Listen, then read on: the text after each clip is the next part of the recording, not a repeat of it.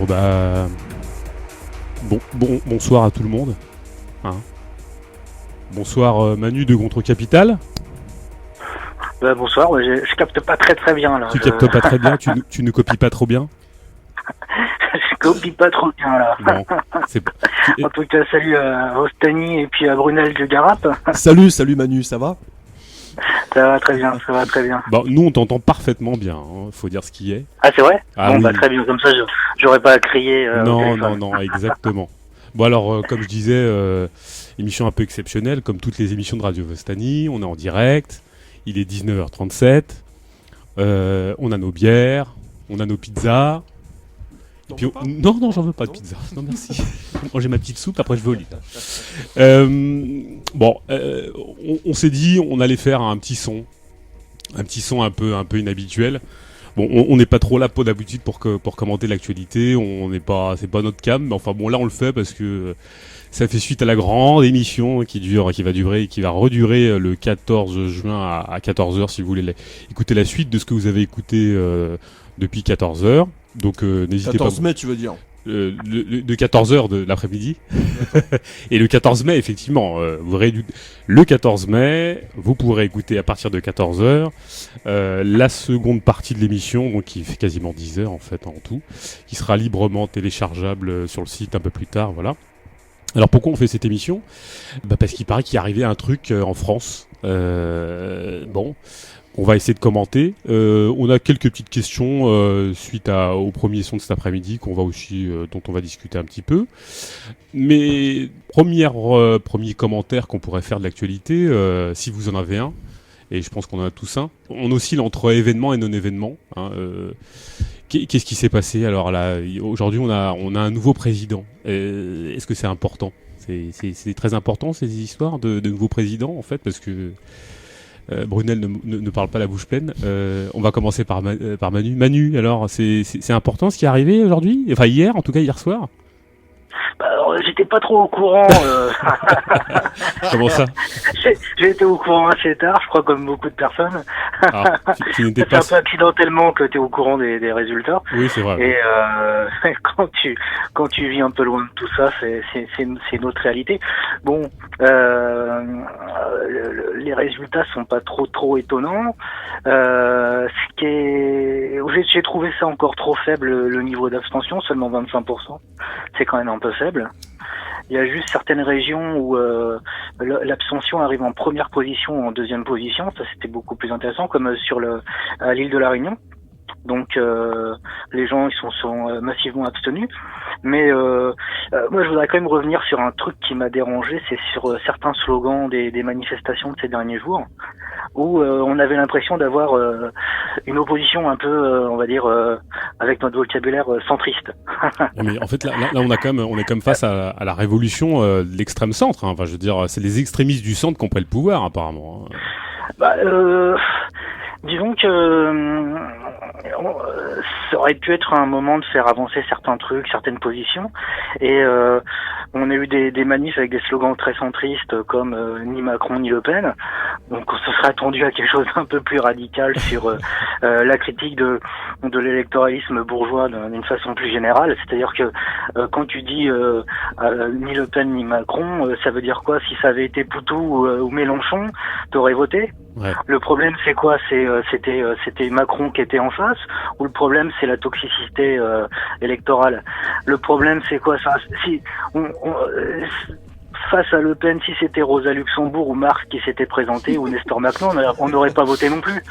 Ouais, c'est vrai, pareil. Le problème il est pas là, c'était pas le mauvais candidat. Alors on est arrivé jusqu'à des trucs où hier on a entendu Macron d'émission, là on a touché le fond quoi. Tu veux pas que Macron démissionne. Le mec à côté démissionne. de toi, t'as envie de lui demander s'il veut juste changer de président, quoi. Il veut peut-être un mec un peu plus humain, il veut peut-être, peut-être un Mélenchon. Bah ouais. Bakounine président, cela dit, ça jette. Hein. Moi, j'aurais pas voté pour lui, cela dit, ni Proudhon. Hein. Faites voter les morts, vous êtes comme en Corse. Ouais, c'est un peu ça, ouais. Ouais, donc en fait, non-événement, quoi. C'est ça on essaie de comprendre, de se dire. Il est pas arrivé grand-chose, si ce n'est que on a changé de gestionnaire, c'est ça ? Brunel. Bah ouais, bien sûr. C'est ça, Bah, c'était le favori, il est passé, bon, on va être dans la merde, quoi, voilà.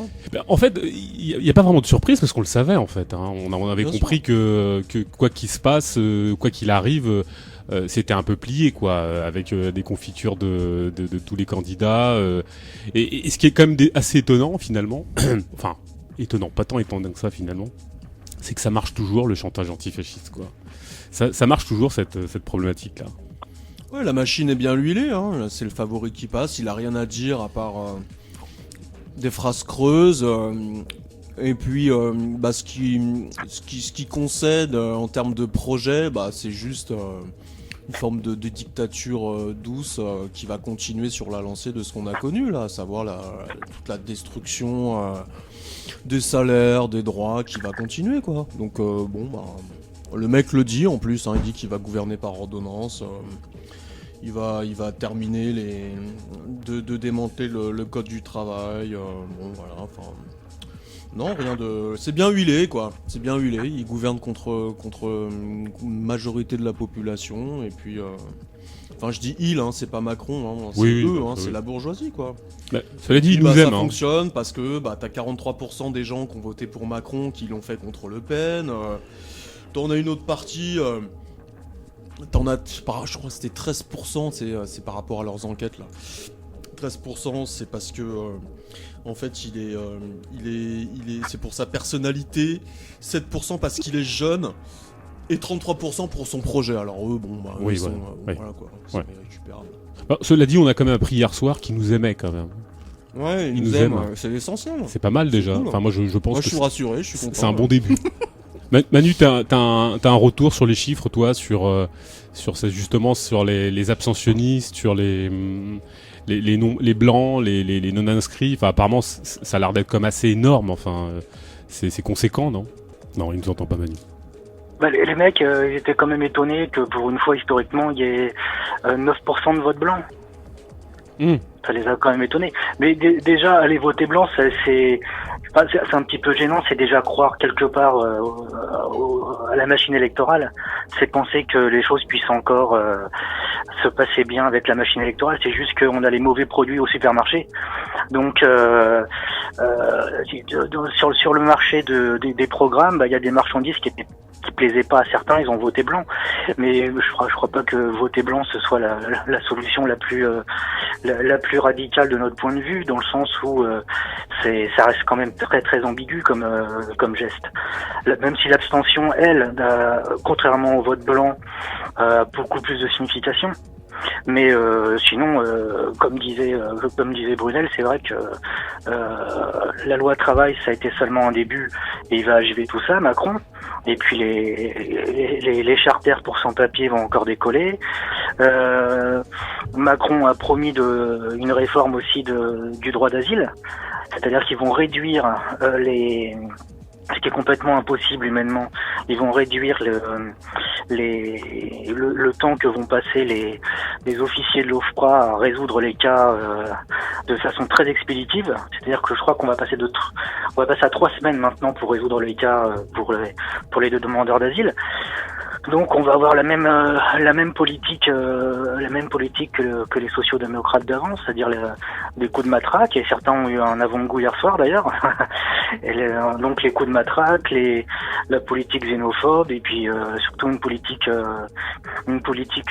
capitaliste très très offensive. Ouais, mais est-ce que en me faisant vraiment l'avocat du diable, hein, je vais le faire parce qu'il faut bien qu'il fasse quelque chose ici quand même, cette histoire, c'est pas possible. Est-ce que finalement, parce que bon, je veux dire, les gens vont voter, ils n'ont pas beaucoup d'illusions. Est-ce qu'on peut au moins leur accorder le fait qu'il n'en ait pas beaucoup, parce que ils se disent on vote pour le moins pire. Peut-être que, comme certains pourraient croire, on vote, mais ça nous empêche pas de lutter socialement ou de faire des grèves ou d'enclencher d'autres trucs. Est-ce que finalement, bon alors, tout en reprenant même d'ailleurs, je peux faire l'inverse en disant. La farce électorale n'engage que ceux qui y croient. Bon, bien sûr. Mais est-ce que finalement, est-ce que tout ça a de l'importance? Pourquoi finalement, ça, pour nous en tout cas, c'est une forme de démission que de voter? Parce qu'on pourrait bien concéder le fait que stratégiquement, on va dire ça comme ça, effectivement, les gens considèrent que le terrain est plus favorable pour certains, ils pourraient le croire en tout cas, il serait plus favorable de voter pour Macron plutôt que Le Pen. Mais pourquoi est-ce que nous on défendrait justement le contraire, en tout cas que c'est pas jouable et que ça signe quelque chose de profondément défaitiste finalement? Parce que c'est toujours en fait choisir ce que nous propose la bourgeoisie, c'est-à-dire en fait un non-choix. Voter, on n'est pas dans le cadre d'assemblée, je sais pas moi, d'usine ou de quartier où il y a un vote tous les jours ou 2 fois par semaine parce qu'on est dans le communisme. On vote parce que on est face à des institutions qui nous convoquent pour pouvoir choisir nos maîtres. Donc à partir de là, c'est une véritable dépossession. Voilà, donc là, qu'est-ce qui se passe en fait, le système a besoin de cette concession pour jouer sur de la légitimité. Et donc pour pouvoir par là mettre en place un certain nombre de politiques toujours connectées avec de la manipulation des masses, parce qu'il s'agit de ça, à grand renfort de marketing, de pression médiatique, de mensonges permanents, enfin tout ce que tu veux. L'objectif, c'est de renouveler en fait des états-majors politicards, qui sont pas forcément les mêmes que les états-majors économiques, même s'ils sont liés. Et puis voilà. Là, il y a quand même un aspect décomposition derrière tout ça. On est quand même à bout de souffle, et pas qu'en France. C'est un peu mondial toute cette affaire-là. C'est un système qui a plus rien du tout à proposer à la population, hormis la consommation à crédit, à se faire défoncer la gueule dans les entreprises quand on a un boulot. Bon, c'est des guignols, des marionnettes qui incarnent ce défaut de projet pour l'humanité.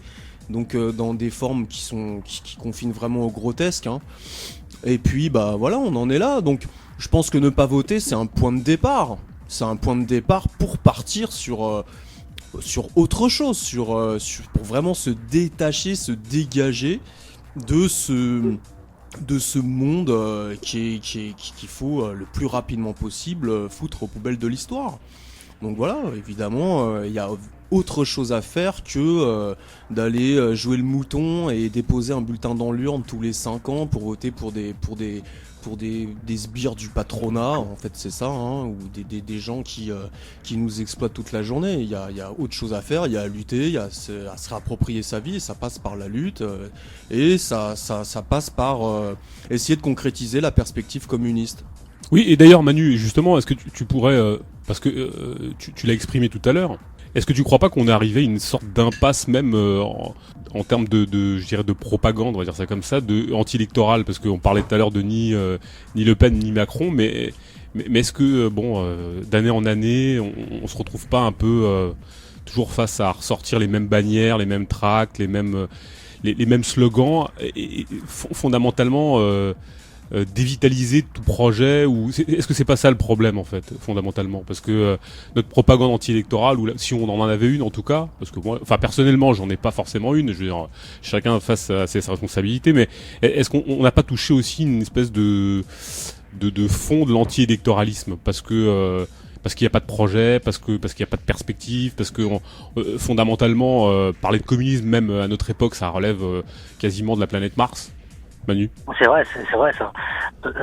D'une part, il y a une idéologie anti-électoraliste qui trouve vite ses limites quand on est dans le nini, parce que si c'est pour se cantonner à un anti-électoralisme qui est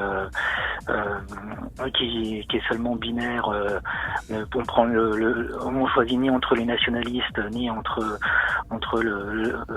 ni avec les libéraux, ça disqualifie un peu le discours, parce que on pense que cet anti-électoralisme il est assez opportuniste. Ça dépend des contextes. Il y a des moments où il faut être moins anti-électoraliste que d'autres.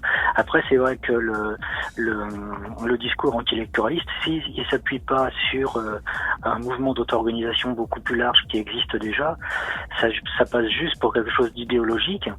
et comme une fin en soi, et on comprend pas où ça mène.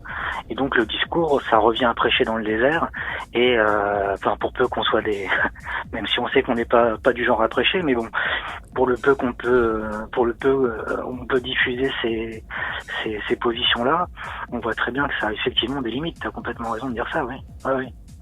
Et pour autant, on a quand même vu qu'il y avait quelque chose qui s'était passé. Enfin, là dernièrement, on a remis une archive sur Bastani. C'était un article d'ailleurs qu'on avait rédigé avec Manu de Contra Capital il y a 15 ans, qui s'appelait Fascisme ou démocratie, choisis ton camp camarade avec un point d'interrogation. À l'époque, ce tract-là qu'on avait diffusé pendant le 1er mai 2002, bon, l'accueil était plus qu'hostile, on va dire ça comme ça. Hein. Autant actuellement, je pense qu'on pourrait le diffuser. Enfin, on voit bien quand même qu'il y a des lignes qui ont bougé, enfin sur le fascisme, enfin entre guillemets, parce que si tant est que le parti de Marine Le Pen soit fasciste, hein, ce qui encore mérite une grande analyse. Mais est-ce qu'il n'y a pas des lignes qui ont bougé à ce niveau-là, justement, sur cette injonction, sur ce chantage à l'antifascisme? J'ai l'impression que le tract qu'on avait pu faire il y a 15 ans, on aurait pu le diffuser un peu plus tranquillement, un peu plus sereinement, avec un peu plus de dialogue de fond, avec une vraie une possibilité de discussion sur le fond de ce qui était dans ce tract-là, ce qui était impossible il y a 15 ans, enfin, où ça relevait de l'hystérie, où c'était quasiment impossible. Est-ce qu'il n'y a pas quelque chose qui a bougé, des lignes qui ont bougé, Brunel? Si, on voit bien que toute la stratégie Antifa, elle a pris du plomb dans l'aile, ou plutôt elle s'est un petit peu renouvelée. C'est-à-dire que là, on a vu les appareils d'extrême gauche et de gauche extrême, style Mélenchon. Enfin, je sais pas si ces catégories ont encore un sens. En fait, ne pas appeler à voter pour Macron au second tour, et donc s'inviter sur le terrain de l'électoralisme, de l'abstentionnisme. L'abstentionnisme ou du vote blanc, voilà, donc pour ce qui concerne la France Insoumise, c'est après une consultation pseudo-démocratique. Voilà, pseudo-démocratique, des militants ou des gens qui soutiennent le grand tribun, là. Oui, donc c'est à mon avis c'est pas mal pensé parce que le rôle de dérivatif qu'incarne réellement et qui est réellement en fait celui de la France insoumise, il va prendre toute son envergure aux législatives et puis au niveau des luttes ou des non-luttes qui vont être amorcées, qui vont émerger face à tout ce qui va nous arriver dans la gueule. Donc c'est bien pensé, c'est-à-dire que là ils conservent en fait un capital de légitimité qu'ils vont pouvoir utiliser à l'avenir pour nous envoyer des gros bureaucrates syndicaux dans la gueule, pour nous calmer, pour nous saborder, quoi. C'est la façon dont je vois les choses. Par ailleurs, l'histoire elle s'est quand même faite depuis 15 ans. Une partie du prolétariat, des employés, des salariés, des chômeurs, n'y croit plus. C'était déjà le cas il y a 15 ans. Là, l'abstention, elle est pas que de 25%. Si tu rajoutes les non-inscrits, elle est bien plus importante, quoi. Sans évidemment ajouter à cela les votes blancs et nuls. C'est quand même 4 millions, 4 millions de personnes. Donc ça fait du monde. La plupart, c'est quoi? C'est des prolétaires. Hein. Donc les gens n'y croient évidemment plus. Une grosse partie des gens n'y croient plus. Faut pas, à mon avis, se focaliser que sur les personnes qui ont voté Le Pen ou Macron, quoi. T'as une grosse partie, t'as presque 18 millions de personnes qui ont refusé de voter pour l'un des deux candidats. C'est pas rien, quoi. Alors, évidemment, c'est pas, faut à mon avis, comme le fait Manu, et je pense que t'as raison, faut distinguer entre les personnes qui se sont rendues aux urnes pour mettre un bulletin dans l'urne, qui soit nul ou blanc, et puis celles qui ont eu rien à foutre et qui n'ont pas voulu en fait cautionner le système, ne serait-ce qu'en se déplaçant, quoi. Ça, c'est quand même relativement important. Voilà, donc bon. C'est pas étonnant, justement, tu parlais tout à l'heure de Mélenchon. C'est pas étonnant qu'il ait appelé, alors qu'il a une fonction, il se voit comme un tribun, comme quelqu'un qui est très décisionnaire, qui aurait un projet très affirmé, qu'il ait renvoyé à la base, alors que d'habitude il appelait très, très systématiquement à voter pour le candidat de la gauche la mieux placée, pour faire barrage au Front National. Ça relève pas d'une arnaque, enfin ça relève pas quelque chose de bien stratégisé. Si, c'est ce que je dis. Ouais, voilà, si, je pense, c'est ce que je dis, parce que il connaît aussi un peu sa base électorale. Il sait que c'est quand même des gens qui sont notamment issus du mouvement contre la loi travail. C'est une partie des gens qui sont remontés. Alors après, qui sont quand même travaillés par des illusions encore sur l'électoralisme. Enfin bon, il n'y a pas de pureté absolue et partout. Hein, je veux dire, donc il y a aussi des processus en cours. Je dis ça sans aucunement légitimer évidemment de près ou de loin ce qu'est le mélenchonisme et toute la merde électoraliste, hein. Mais bon, qu'on s'entende quoi. Donc évidemment, il savait que voter Macron, c'était se tirer une balle dans le pied, c'était clair. Ouais. Appeler à voter Macron, c'était clair. Donc il a aussi conservé ça pour ça. Mais je pense que, à mon avis, c'est un double coup là qui s'est effectué. C'est à la fois ne pas se couper de cette base-là pour mieux l'enfler plus tard, pour la capter en vue des législatives, bien sûr, et puis dans les prochaines luttes, quoi, pour conserver en fait un écho, une ascendance sur une partie du prolétariat qui va se bouger contre les politiques austéritaires et de prédation sociales qui vont nous arriver dans la tronche dans quelques mois, quoi, voire quelques semaines. Manu, tu crois qu'on aurait pu differ ce tract-là de 2002 d'une autre manière, avec une autre réception? Je pense que quand tu parlais de ce tract, la façon dont il a été reçu quand il a été distribué en 2002 et comment il s'est reçu aujourd'hui, il faut savoir qu'il y a quand même une petite quinzaine d'années qui sont passées où la social-démocratie a montré de quoi elle était capable. C'est-à-dire que tu peux plus opposer frontalement le nationalisme autoritaire, ou on peut appeler ça pour certains le fascisme, et puis la social-démocratie. On voit bien en quoi la démocratie bourgeoise et la social-démocratie en particulier, elle a des tendances vers le nationalisme autoritaire, vers les politiques répressives, sécuritaires, xénophobes, et en quoi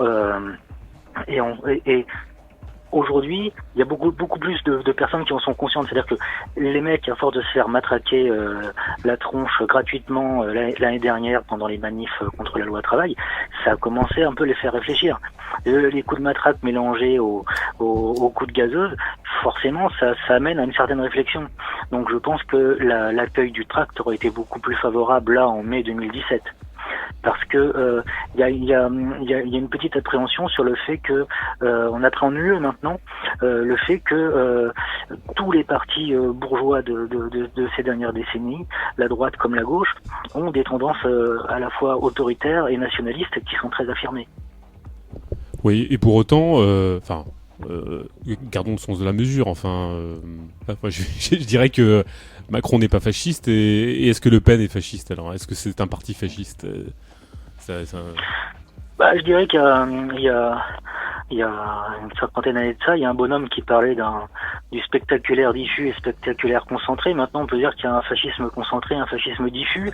Donc, il y a des fascistes qui sont plus concentrés que d'autres, et dans la démocratie bourgeoise, il y en a certains qui sont des fascistes qui sont plus diffus. Mais il y a des passerelles entre tous. Il y a des passerelles. Il y a forcément, bien entendu, en façade une opposition politique, un peu un grand spectacle où la droite s'oppose à la gauche à l'extrême droite. Mais fondamentalement, il y a des passerelles entre eux. Quand tu tires un peu les ficelles, tu vois que c'est pas si blanc d'un côté et noir de l'autre. Même historiquement, même à l'époque où il y avait ce que les éditorialistes appellent la diabolisation de l'extrême droite, c'était quoi? C'est les années 80. Et puis Mitterrand embauchait les mecs du Front National, DPS et Société Normandie comme mercenaires pour faire les basses besognes en Afrique. Donc voilà, il y avait plein de trucs comme ça. Quand tu tires un petit peu les ficelles de la social-démocratie, ou même de la droite, hein, tu vois tous les liens qui sont créés, mais il y a pas une coupure nette, il y a pas une coupure franche. Et je pense qu'il y a maintenant il y a une position un peu qui est peut-être encore un peu trop intuitive, mais qui existe maintenant chez beaucoup, de se dire mais c'est pas possible là, les mecs qui sont au pouvoir depuis 5 ans, ils ont envoyé nos potes, ils les ont renvoyés dans leur pays, nos copains, nos voisins, les mecs qui bossent avec nous, ils les ont renvoyés dans leur pays. Le mec qui allait à la manif avec moi, il s'est fait matraquer, il est revenu avec une gueule qui a doublé de volume. Mais voilà, t'as des réflexes autoritaires et nationalistes qui qui sont partagés aussi bien par la droite, la social-démocratie et son état d'urgence et sa loi travail que par les mouvements nationalistes autoritaires classiques d'extrême droite. Alors après, est-ce qu'il y aurait plus, est-ce que c'est pire avec les uns ou ce serait mieux avec les autres? Alors on a eu le discours ouais mais Le Pen ce serait pire qu'avec Macron, mais c'est vrai que Macron c'est pas bien. Mais est-ce qu'on est là, nous, pour être dans cette société performative où on doit tout évaluer et puis se dire ah ouais ok c'est vrai, là ce serait moins pire, parce que là, je fais un petit détour pour approfondir ce que disait Brunel tout à l'heure. C'est-à-dire que Brunel, il parlait un peu d'un gros micmac politique qu'on a en ce moment, c'est-à-dire une grosse singerie politique, mais je dirais que c'est encore plus loin que la politique. Maintenant, on va au-delà de la politique, puisque la politique, elle a été mangée par la marchandise. On se retrouve avec des individus qui ont un discours performatif, qui présentent des programmes qui sont un peu comme des marchandises, et on va évaluer leur véracité. Il y a des spécialistes qui vont blablater autour. Il va y avoir aussi, on l'a vu avec le Macron Leak, un peu le truc pour dire que le produit peut être frelaté, que c'est pas vraiment bio, etc. Bon, bref. Que ce soit de toute façon, je crois que tout le monde aura compris, que ce soit la droite, la gauche ou finalement l'extrême droite, si tu appréhendes ça d'un point de vue de classe, tu peux pas mesurer les choses et te dire tiens ah ouais là chez Le Pen il y a 3 kilos de saloperie en plus dans sa lessive alors qu'il y en a que 2 kilos dans la lessive de Macron. Je pense qu'on est même plus là parce que on est dans nos boulots toute l'année, on est vraiment au bout du rouleau maintenant, on s'en prend plein la gueule au niveau social et t'as après des mecs, des éditorialistes comme Julliard à Libération qui vont nous faire la morale sur l'abstentionnisme, sur Le Pen c'est vraiment beaucoup plus méchant que Macron, etc. Mais c'est pas un même vécu de réalité, c'est pas le même psychisme qui se met en place par rapport à certaines situations où t'es là complètement à péter les plombs sur la situation sociale actuelle. Et quand ces mêmes éditorialistes ont parlé de l'abstention, ils ont parlé d'une partie de l'abstention qui est on va dire politique, assez engagée, ok, ça a existé, mais aussi pour la première fois ils ont parlé d'une abstention de gens qui sont tellement noyés dans leurs problèmes qu'ils ont autre chose à foutre que d'aller voter, quoi. T'as autre chose à foutre au bout d'un moment quand t'es noyé dans ta merde, que t'as du mal à payer les factures en fin de mois, que ton chef il t'emmerde toute la semaine. Enfin, au bout d'un moment, tu sais que ça changera rien, quoi. Tu sais que les mecs ils vont laminer le social, ils vont essayer de baisser le nombre d'inspecteurs du travail qui venaient avant sur ton chantier, plein de choses comme ça. Et le mec Julliard là de Libération, il était tout étonné que il y a aussi en dehors de l'abstention, d'une abstention on va dire engagée politique, il y a aussi une abstention t'es même plus concerné, quoi. C'est autre chose, c'est un autre monde. Et je crois qu'on a été pas mal à pas être au courant des résultats le soir des élections, quoi. T'en as même plus rien à foutre, quoi. C'est vraiment un autre monde. Je sais pas comment ça a été ressenti vous de votre côté, mais on n'en est même plus à s'intéresser à ça, à se dire ça. T'as juste envie que leur monde à ces gens-là, ces marchands de lessive politique, ils se terminent. Enfin, je fais écho à ce que tu disais. À un moment dans le tract, on disait la loi du profit ou la loi de la plus-value accumulée, l'exploitation et la précarité est le plus grand des autoritarismes. Est-ce que justement, ce qui fait pas consensus dans toutes les lessives qui nous sont proposées, c'est justement de pas attaquer ça, pas attaquer la loi du profit, pas attaquer la loi de la plus-value accumulée, de remettre en cause l'exploitation et la précarité. Est-ce que justement c'est pas ça le plus grand des autoritarismes? Est-ce que c'est pas ça vraiment le problème qui échappe aux gens qui se font piéger par les lessives politiques qu'on vend? C'est ça peut-être le plus déstabilisant, c'est-à-dire que quand même les gens y croient, quoi. Et certains vont voter pour soit moins pire, soit pour garder un petit peu de ce qu'ils pensent être petit bénéfice de ce qu'ils peuvent vivre, ou pour aménager encore un petit peu plus la catastrophe, ou pensant tout simplement qu'ils sont pas concernés par ce qui se passe.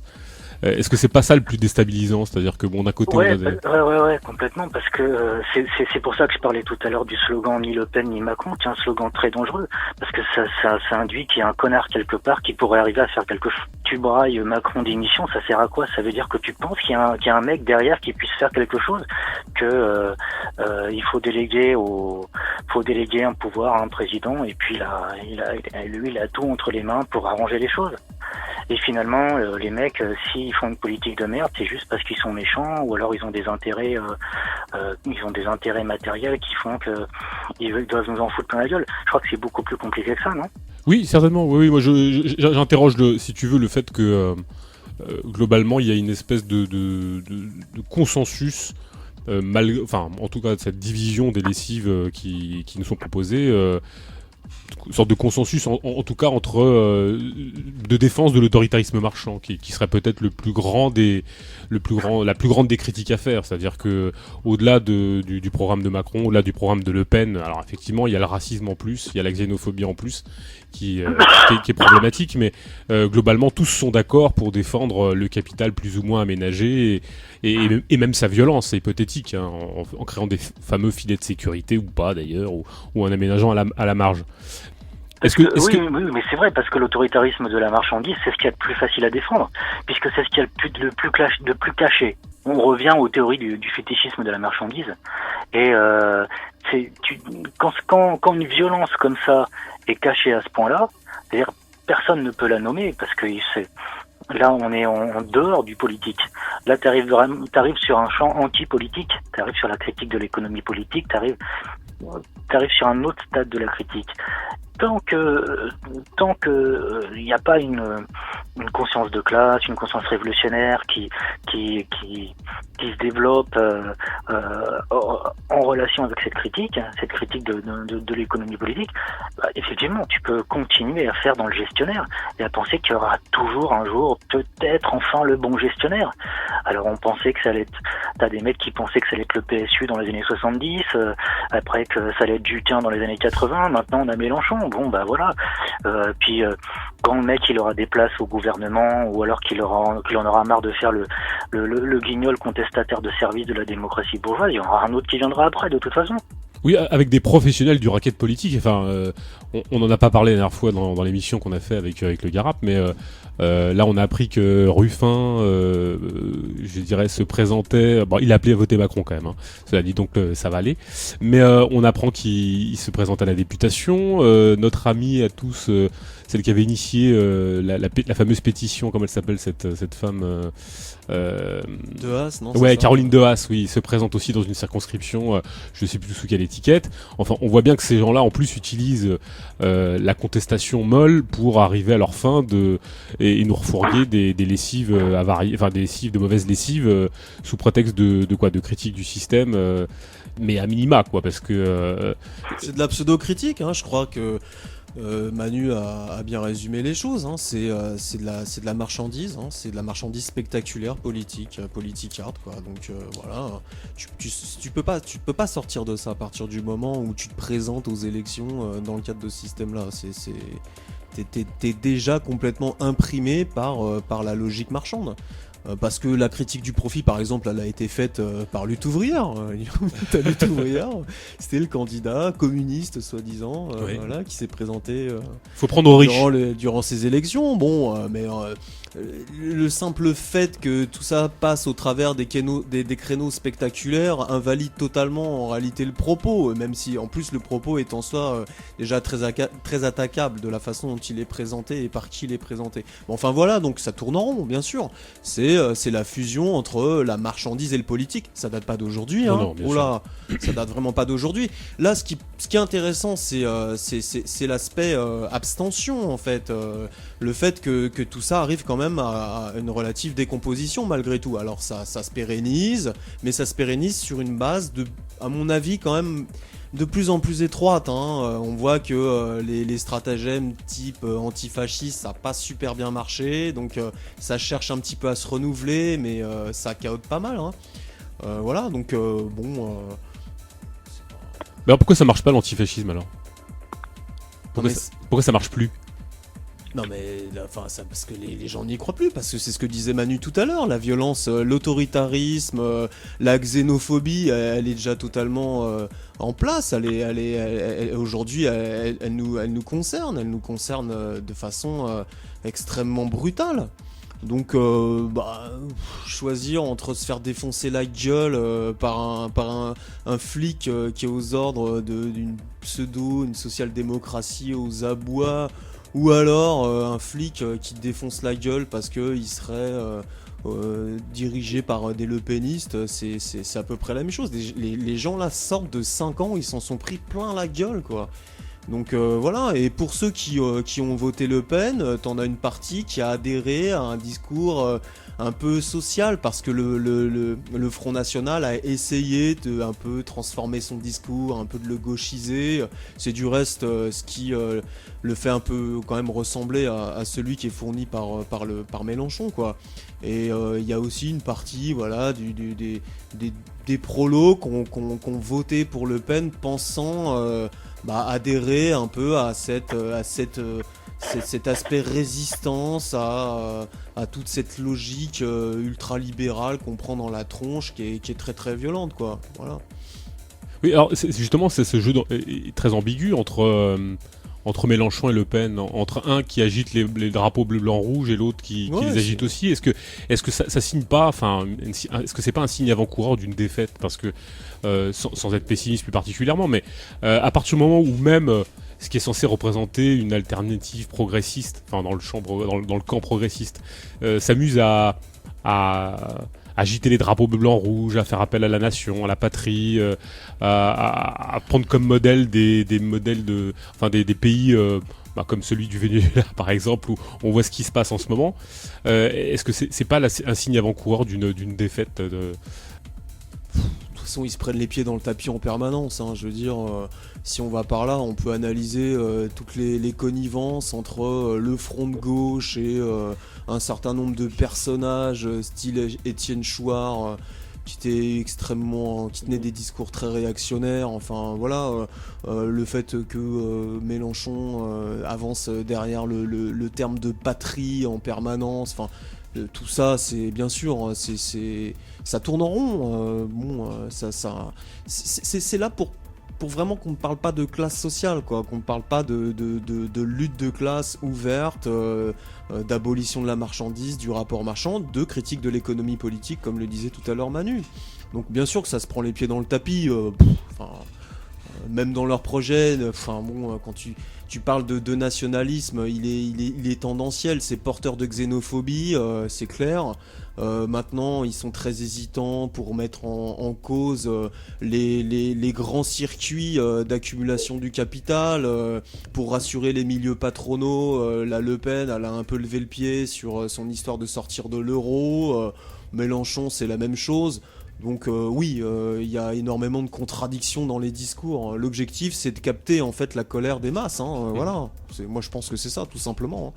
Et alors justement, est-ce que la stratégie de Marine Le Pen, on fait un peu de politique aérienne ce soir, est-ce que la prestation de Marine Le Pen au débat relève pas d'une forme de... Parce qu'elle aurait été attaquée sur sa mauvaise stratégie, sur le fait qu'elle ait perdu le débat et tout ça. Bon. Est-ce que sa stratégie à elle, ça n'a pas été justement... Alors, on l'a trouvée maladroite, agressive, je ne sais quoi. Enfin, moi, j'ai pas beaucoup regardé le débat, mais est-ce que ça relève pas d'une forme de... Est-ce qu'elle ne sait pas que, fondamentalement, de toute façon, des luttes vont arriver. Il y aura une opposition à Macron et elle veut prendre peut-être ce leadership oppositionnel, ou en tout cas de captation de la colère, d'une colère possible. Est-ce qu'il n'y a pas aussi ce jeu là qui a été fait par l'extrême droite, enfin en tout cas par Marine Le Pen? Manu? Tu veux dire par là qu'en concurrence avec Mélenchon, elles vont se positionner sur un créneau de contestation. Oui, bien sûr. De ce que serait Macron. Je sais pas. Enfin, moi, j'ai pas vraiment regardé le débat ni suivi la campagne électorale. Mais des petits extraits que tu peux regarder à gauche à droite, il y a une chose qui apparaît, c'est que je pense qu'elle est plutôt, elle donnait l'impression d'être complètement justement dans ce jeu d'une appréhension marchande du jeu politique. C'est-à-dire que on avait vraiment l'impression avec elle que c'était un produit contre un autre, et elle poussait un peu la gueulante à la 50 millions de consommateurs. Le produit en face, il est pas bon, il faut absolument le critiquer, le dénigrer, et donc c'était plus, je pense que c'est plus à analyser sur le terrain des méthodes marketing publicitaire agressives qu'à analyser sur le terrain seulement de la propagande politique. Pas de la captation politique, c'est-à-dire de la colère des masses, parce que ce serait le propre. Si tant est qu'on puisse l'identifier à un groupuscule fasciste ou néofasciste, je sais pas comment on dirait ça, le propre du groupuscule néofasciste, c'est pas forcément de prendre le pouvoir, enfin, de prendre le pouvoir, mais pas forcément de cette manière-là, mais en tout cas de capter la colère des masses, capter le mécontentement, quel qu'il soit d'ailleurs, enfin, et de l'engranger d'où qu'ils viennent. Qui viennent de gauche, de droite, et ça serait sa stratégie. En l'occurrence, ça serait jouer la stratégie du chaos, et la manière, peu importe les arguments qui soient exposés, l'objectif il est de montrer de la colère, montrer de la hargne, et montrer une forme de simplement d'énervement, et pas forcément déployer un programme politique très léché, parce que je crois que c'est pas ça ce qu'elle viserait, mais plutôt une manière de capter un mécontentement, en tout cas de signifier qu'elle comprend cet énervement, cette colère, quoi, en tout cas, et en tout cas l'objectif serait de capter cette colère au bénéfice d'une stratégie qui serait pas forcément si électorale que ça, mais plutôt de prise de pouvoir, de chaos, de confusion généralisée, et de captation des colères diverses, et pas forcément très orienté vers des intérêts de classe ou des intérêts immédiats ou purement économiques, mais une sorte de frustration généralisée, de mécontentement généralisé. Est-ce que c'est pas ça le propre du fascisme finalement, de capter cette colère diffuse, capter cette colère pas forcément qu'on arrive véritablement à qualifier avec des mots, mais qui est le rêve de la frustration, du mécontentement global et général. Oui, parce que ce qu'on voit avec le Front National, c'est pas forcément un désir de prise de pouvoir au singulier, mais plutôt de prise de pouvoir au pluriel. Je pense pas qu'il soit franchement dans une optique immédiate de prise de pouvoir gouvernemental et présidentiel, mais au moins prendre des pouvoirs à gauche à droite, faire un peu comme le PCF avait fait après la Seconde Guerre mondiale, c'est-à-dire s'asseoir sur des pouvoirs locaux, régionaux, placer leurs pions un peu partout, élargir leur sphère d'influence. C'est-à-dire, pour beaucoup d'entre eux, il s'agit d'un retour sur investissement, parce que pour beaucoup de cadres du Front National, et puis pour les dirigeants du Front National en général, pour eux, prendre des places, c'est un retour sur investissement, c'est-à-dire pour certains depuis quelques petites années, pour les plus opportunistes depuis quelques décennies pour les autres, ce sont des gens qui ont investi. Oui, bien sûr, tout à fait. Ils ont investi beaucoup de pognon, beaucoup de capital là-dedans, et ils attendent un retour d'investissement là-dessus. Alors, le créneau qui est apparu pour eux, qui paraissait le plus crédible, avec les politiques qui ont été menées par la gauche et la droite, c'est effectivement, ils ont vu qu'il y avait un truc qui restait, c'était la classe ouvrière, c'est le truc à exploiter pour eux, et ils se sont installés sur ce créneau-là, t'as complètement raison. Alors après, ce qui peut paraître super étonnant, mais la fausse conscience a des secrets qu'on voit apparaître tous les jours, c'est que tu te dis, mais comment tu peux te remettre, essayer de remettre ton destin dans les mains d'une bourgeoise, d'une bonne famille des quartiers ouest, de la banlieue ouest de Paris. Et là t'hallucines complètement. Tu dis au moins Mélenchon, lui il est dans le spectacle, il se déguise, il a pris un déguisement de dictateur nord-coréen pour tous ses meetings, avec la sorte de blouse bleue, il a voulu faire un effort, mais autre même pas, hein, c'est vraiment tu fais vraiment penser à la chef dans ton bureau, dans ton entreprise, dans ta boîte, tu vois, c'est vraiment il y a pas de secret, t'es vraiment dans le discours, dans toute l'attitude sociale qui se dégage du langage corporel, t'as vraiment une position de classe et qui est fondamentalement bourgeois. Et malgré ça, tu te dis, t'as quand même des personnes qui se disent, ça va être bien pour la classe ouvrière. Ouais, mais justement, est-ce que c'est pas justement là le problème, c'est que Alors il y a toujours eu historiquement des gens, des prolos qui ont voté à droite. Il y a toujours cette frange de gens, de prolos qui ont voté à droite. Est-ce que justement le niveau du débat est pas incroyablement bas? C'est-à-dire que quand même des gens d'extrême gauche, type le LO ou Lutte ouvrière ou le NPA, nous disent que être révolutionnaire c'est 1700 € net, est-ce qu'il n'y a pas un problème, quoi? Le problème de l'extrême gauche française, on va dire les trotskistes, ce serait pas mieux que des maoïstes, mais pour l'instant on a que des trotskistes qui sont représentés dans l'extrême gauche française et qui ont une certaine tribune dans les journaux. Leur problème, c'est qu'ils sont complètement empêtrés dans l'idéologie du programme de transition. Donc les propositions que tu vas avoir, il y a toute une politique autour de ça, militante et bureaucratique. Il dit on va présenter les mesures de transition comme des fins en soi. Une fin en soi, et puis ça fera péter le système après. Donc tu vas demander le SMIC à 2000 €, tu vas demander ceci, tu vas demander cela. Que des revendications réformistes et fondamentalement social-démocrates dans l'esprit du début du XXe siècle. Parce que ce que propose le NPA et le LO dans les programmes de transition, c'est pas plus radical, c'est même moins radical que ce que proposaient beaucoup de partis sociodémocrates à la fin du XIXe siècle. Donc ils sont tellement empêtrés dans ces programmes-là de ce qu'on appelle le transitionnisme qu'ils arrivent même plus à dégager des perspectives à long terme de critique de l'économie politique. Ouais. Pourquoi il manque de perspectives, Brunel? Qu'est-ce qui se passe? Je voudrais juste revenir sur l'aspect fascisme. On a déjà eu cette discussion, mais je pense que là, au niveau du débat, c'était de façon caricaturale la rencontre entre la forme et le fond. Le fascisme, à l'époque où il a eu ses heures de gloire, c'était un monolithisme idéologique, c'était un projet autarcique au point de vue économique, avec un impérialisme belliciste. Là, on n'en est même plus là. Oui. Donc, en fait, c'est des ressorts spectaculaires qui sont agités parce que on n'est plus que face à ça. On n'est plus que face au spectaculaire en tant que système de dépossession de la praxis sociale. Et eux, ils en sont les incarnations en termes de gestion politique et économique, quoi. Donc de la politique aérie. Donc ça a été ça, ce qu'on a eu à faire au niveau de cette campagne électorale, et de façon beaucoup plus grotesque finalement. C'était un peu le point d'acmé, quoi, le point culminant lors de ce débat. Donc en fait, elle a juste radicalisé des procédés de communication face à un autre type de marchandise qui était Macron, qui lui était sur d'autres types de marketing un petit peu plus consensualiste. Voilà.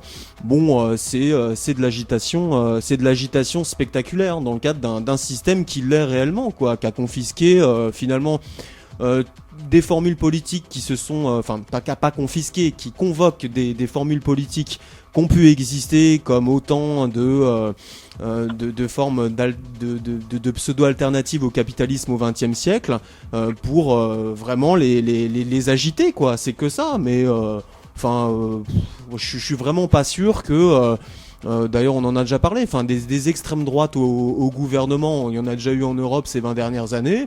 Elles ont appliqué le même type de politique que des appareils sociodémocrates, quoi. Donc la question, elle est aussi là. On est vraiment face à ça, et forcément que ça provoque un discrédit, une distanciation de la part d'une grosse partie des masses. Je veux dire, les gens qui ont voté Le Pen, c'est pas que des prolos, et les prolos qui ont voté Le Pen, c'est une minorité au sein du prolétariat. Faut quand même le rappeler, quoi. Le prolétariat, il vote pas, et une partie du prolétariat a voté pour du mélenchonisme, ce qui est pas forcément mieux, mais enfin, il y a l'aspect ouvertement xénophobe, un peu plus dans les coulisses, quoi. Voilà. Donc moi, si tu veux, là, je vois pas une candidate fasciste face à un type qui serait social-démocrate, parce que la social-démocratie, elle est morte aussi depuis longtemps. Oui, comme réformiste, c'est-à-dire comme technique politique qui, par le biais de la réforme, pourrait aboutir à un dépassement du capitalisme. C'est quand même ça que proposait la social-démocratie pendant une grosse partie du 20e, c'est que c'est vraiment plus du tout ça depuis au moins, je sais pas, 6-7 décennies, quoi. Donc bon... Ce qui nous confirme bien que c'est un produit marketé, c'est que du marketing, oui, c'est que ça. C'est que son donc, père oui, avait bien un sûr, il programme, capte de la frustration, il capte... ça sert à ça, hein. C'est de la captation de ressorts qui sont... c'est les mêmes ressorts qui sont convoqués au travers de la myriade de dispositifs marchands de divertissement, quoi. C'est le même type de ressort.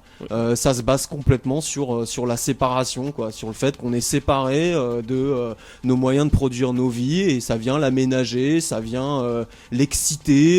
Donc voilà, mais enfin on n'a pas 300 000 personnes dans la rue qui tendent le bras tous les jours dans des manifestations monstres. C'est fini ce temps-là.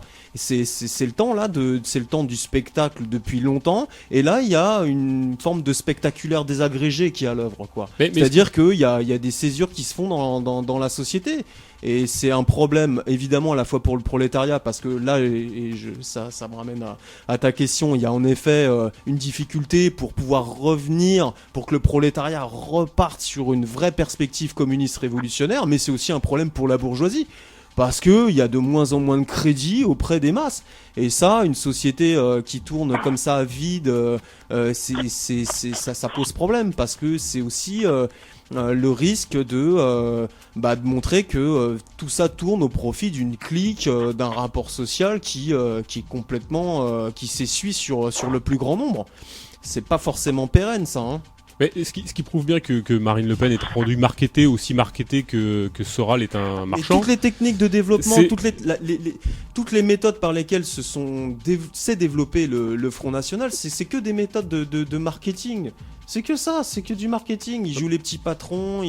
C'est la télévision qui a fait le Front National. Enfin, c'est quand même, c'est important de le dire. Oui, ça, puisque le marqueur le plus véritable de cet aspect-là, enfin, qui en fait vraiment un produit marketing, comme je disais, autant que Soral est un vendeur de marchandises, c'est que il y a 30 ans de distance, son père était thatchérien. Il était ultralibéral.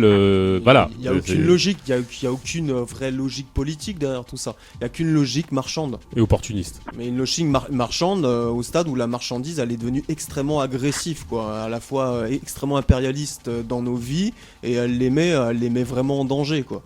Bah, justement, qu'est-ce qui fait que du pour projet social qu'elle porte, enfin, si on peut appeler ça comme ça.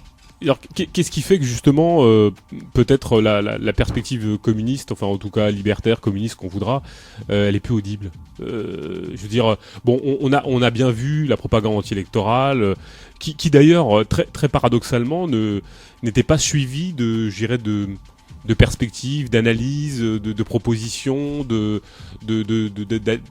ça manquait. Enfin, on voyait bien simplement qu'il fallait pas voter, mais on savait pas pourquoi et pourquoi faire et dans quel objectif. Et à part dire saisis-toi de ta vie, il y avait pas grand-chose en termes de propositions, en termes d'alternatives. On a bien vu quand même que c'était simplement des injonctions à prendre possession de sa vie, qui somme toute relève peut être salutaire, mais enfin en termes de perspective, en termes de pratique, en termes de ce qu'il faut faire, alors sans qu'on ait de conseils à donner, mais enfin on voit bien que ça manque, que les révolutionnaires sont pas présents, ou sont si peu présents parce qu'ils sont pas numériquement je dirais présents, mais est-ce que justement il y a pas c'est pas audible, ça a pas l'air d'être audible non plus. Pourquoi est-ce que c'est pas audible? Si je peux faire une parenthèse un petit peu méchante. Oui, Manu. T'as vu des révolutionnaires, toi, dernièrement présents massivement par... Mais il paraît que les révolutionnaires, c'est ceux qui font la révolution, il paraît. Donc, non, mais parce que on a des tendances un peu bizarroïdes en ce moment dans une certaine extrême gauche, et disons qu'il y a des tendances grandes gueules qui ont émergé ces derniers temps, mais derrière les grandes gueules, il y a rien, quoi. Voilà, tu peux mettre en scène un affrontement spectaculaire avec l'État, avec la bourgeoisie, mais si c'est pour avoir un discours centriste derrière, ça sert à rien. Ça sert à rien. T'es juste la voiture balai du syndicalisme en chasuble, et puis c'est tout. Mais moi j'ai absolument pas vu ces dernières années des tendances révolutionnaires se constituer, et puis essayer de faire des choses concrètes dans le réel. Non, j'ai pas vu ça, non. Non, c'est juste une petite parenthèse méchante. Et vous en pensez quoi, vous? Bah, je pense que, je sais pas, Brunel. Je pense que C'est dur de s'organiser quand même. mais oui, c'est difficile. T'as vu la réalité à laquelle on a affaire. Une réalité où l'atomisation, elle est quand même achevée. Hein. On est aussi quand même sous le coup d'un écrasement justement du spectacle. Hein. Donc c'est compliqué. Hein. C'est compliqué de dialoguer avec sa propre classe. Donc oui, on va pas revenir sur toutes les missions qu'on a faites sur la loi travail, mais au concret, essayer de développer une pratique révolutionnaire, c'est immédiatement se heurter à des obstacles de taille, quoi. Et en premier, ceux qui, soi-disant, sont tes copains, quoi, qui luttent à tes côtés. Donc ça c'est aussi un des premiers verrous, un des premiers obstacles. Après, bon, je vais pas partir sur des espèces de clichés en disant que la perspective communiste, elle a été discréditée avec la chute du mur de Berlin, etc. Ouais. Enfin voilà, bon, là on pourrait partir sur des discussions, à mon avis, un peu idéales et pas forcément intéressantes, quoi. Bon, de fait, quand t'essayes justement de faire en sorte que d'autonomiser ta lutte, t'as tout de suite de très graves problèmes, quoi. Voilà. Donc ça, à mon avis, c'est un signe, quoi. C'est peut-être quelque chose qui te dit que t'es peut-être sur la bonne voie finalement. Voilà. Mais à partir du moment où t'essayes de bouger, tu t'aperçois que t'es enfermé dans une forme de camisole, quoi. Voilà. Tout simplement. Donc, oui, l'atomisation joue beaucoup. Ouais, il y a de ça, il y a l'atomisation, il y a aussi toute la culture de masse qui est là, qui fait que c'est vrai que c'est plus facile de te laisser aller à des milliards de divertissements toute la journée, parce qu'en plus tu rentres du boulot, t'es crevé, t'es fatigué au boulot, tu peux pas parler parce que c'est interdit de parler politique, et que le moindre signe, c'est peut-être un motif de licenciement parce que c'est devenu super compliqué. Donc ouais, tout ça est devenu très difficile en fait. Il y a un totalitarisme marchand à l'œuvre et on en voit vraiment ce que c'est, quoi, en termes de pratiques avec des aspirations révolutionnaires. On voit ce que c'est réellement comme ça, et on voit pourquoi aussi il n'y a plus besoin de fascisme. Oui, parce que la marchandise est à l'œuvre. La marchandise est en effet à l'œuvre. Alors ça veut pas dire que tout ça ça signe la fin de l'histoire et de la praxis révolutionnaire. Ça signifie qu'on est face à une situation, à un environnement social, à une période historique qu'il faut bien analyser aussi pour essayer de voir ce qu'on peut faire, quoi. Ça, c'est important. Alors quand je dis on, c'est la classe ou certains dans la classe, voilà, sans avant-gardisme évidemment, mais enfin on va pas attendre non plus que toute la classe ait par la bénédiction divine tout d'un coup pris conscience qu'elle a des intérêts révolutionnaires pour essayer d'agir. Il faut, à mon avis, essayer d'agir immédiatement et tout de suite, quoi. Alors justement, est-ce que l'arrivée de Macron au pouvoir annonce pas de prochaines luttes et des prochaines offensives obligatoirement? Évidemment, parce que là il y a quand même il y a quand même le beefsteak qui est dans l'assiette qui va être il y a des choses, il y a des éléments extrêmement primaires, hein, qui vont être agités là, sur lesquels l'attaque va porter. Donc